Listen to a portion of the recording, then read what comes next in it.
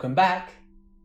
Hey guys, it's Rishi once again, and today we're going to be going through letter series for verbal reasoning. So what are letter series? Now, this is where you'll be given a sequence of letters and you have to find the next group in the series. Now, there will always be 2 letters in the pattern and always 5 sets of 2 letters in the question, where you must find the 6th. So let's take a look at the example given below before we start the rest of the questions. And it might help to have a piece of paper and pencil by your side with the alphabet written down, because that way you can cross letters off as you go along. And this is the kind of practice you need if you are to do well in the 11+ examination. So maybe the little puzzles sprinkled throughout the questions will keep you interested as you play these challenging videos. So again, as you can see here, the alphabet is given above to help you. And what we need to do is find the group of letters that will continue the series in the most sensible way. So when you have found the most appropriate group of letters, choose the correct answer from the 4 choices available. So again, if we take a look, we now have our choices here. And we now need to find the next term in the sequence. So we now need to find the group of letters that will continue the sequence. So let's take a look at the first letter. So we can see that we have A, B, C, D, E, which means for the first letter, the series is going up in 1. So we now know for our next part, it's going to be F. And then if we take a look at the second number here, we see we have T, S, R, Q, and P, which looks like that each group of the letters is in reverse alphabetical order with no spaces. So we need to look for the letter before P, which in that case is going to be O. Therefore, our answer is F, O. And there we are. So once again, we needed to look for the letter after E, which was F, and before P, which was O, and we've got our answer. So I hope that was a clear introduction as to how we need to work with letter series. Please remember that there can be multiple different variations where you could simply have the first letter sequence being a -2, where it's going back 2 spaces, and the second letter sequence being a -1. So it doesn't always mean it will be a positive, and it doesn't always mean that it's going to go back by the same number. For example, we could have the first letter sequence being a +3, then a +4, and then a +5, which increments by 1 every time. But the more exposure you get from this, the easier it will become. So with that in mind, let's go ahead and dive into the first set of questions. So we've got our alphabet written out, and let's get into it right away.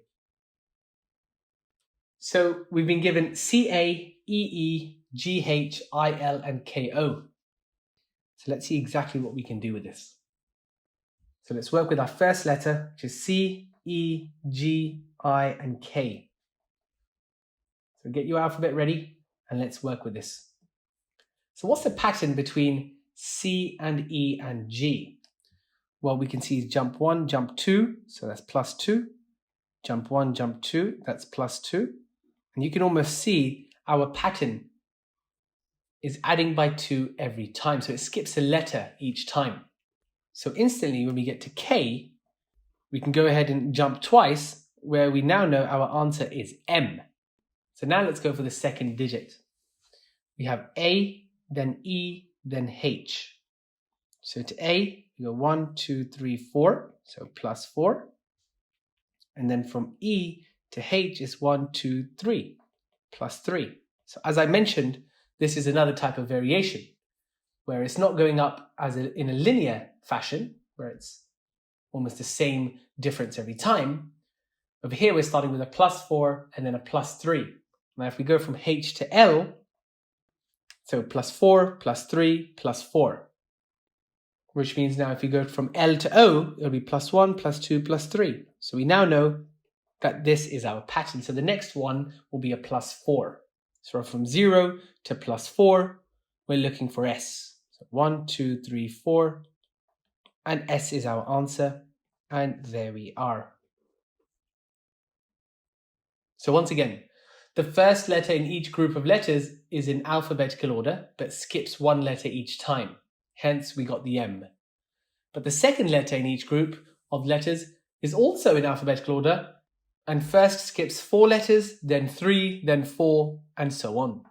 So we need to look for the letters that were 4 spaces after the O.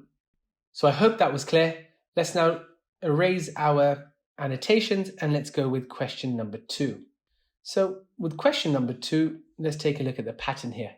So the first letter in each group of letters is going in reverse alphabetical order. So W to U to S to Q to O. And again, if we look at the difference between W and U, you can see that it skips one and then moves on to U. Now if we take a look at the second letter, we have E to G. Now that is also in alphabetical order with one letter skipped each time as well. So we need to look for the letter 2 spaces before O and 2 spaces after M. So again, 2 spaces before O is going to be M, and 2 spaces after M is going to be O. So our answer here is M-O. So I hope that was clear. Let's now move over to question 3. So again, for question 3, the first letter in each group of letters is in alphabetical order, where we are skipping a letter each time. So between D and F, it is E. That's a +2. And the second letter in each group of letters is in reverse alphabetical order, with one letter also skipping each time. And that's between N and L. And that's M, which is between that. And that will put us -2. So we need to look for 2 letters after L and the letter 2 spaces before F. So again, that will give us N and D. So again, 2 spaces before F and 2 letters after L. So that could be a +2 and a -2. I hope these questions are useful. Don't forget to pause the video at any given time, attempt these questions, and then press play when you're ready to go through it. Okay, question 4. Instantly, you can see Z to V is going to be a minus because it's going in the reverse alphabetical order, and it skips 3 letters each time. However, the second letter skips 2 letters each time, and that's a +2. So if we take a look at J, we now know that we need to look at 3 spaces before J.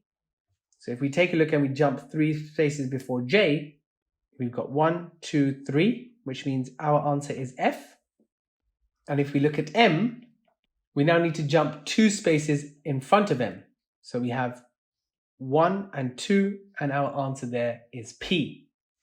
So overall, our answer here will be FP.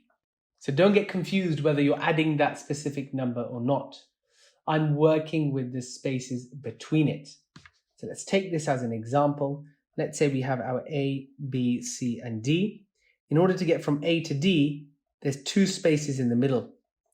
But you could also say, I jump once, twice, and 3 times, so it could be a +3.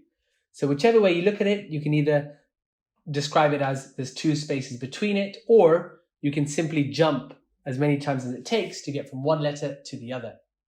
Just don't get confused with this. Okay, question 5. So once again, if I take a look at the first letter, J, K, L, M, N, you can see it's in alphabetical order with no spaces. You're just adding one every time. So we know instantly it's going to be an O. And if we look at the second letter, we've got S, P, M, J, G, which again means that we're looking for 3 spaces before each one. So it's a -3. So if we take a look at G and go 3 spaces before it, we would get D, and that is our answer. So you've done really well coming this far. This isn't an easy topic, but I want you to become consistent. Okay, Let's go for question 6. So in this set of questions, I'm going to pause the video. I want you to attempt all 5, and then we will go through it.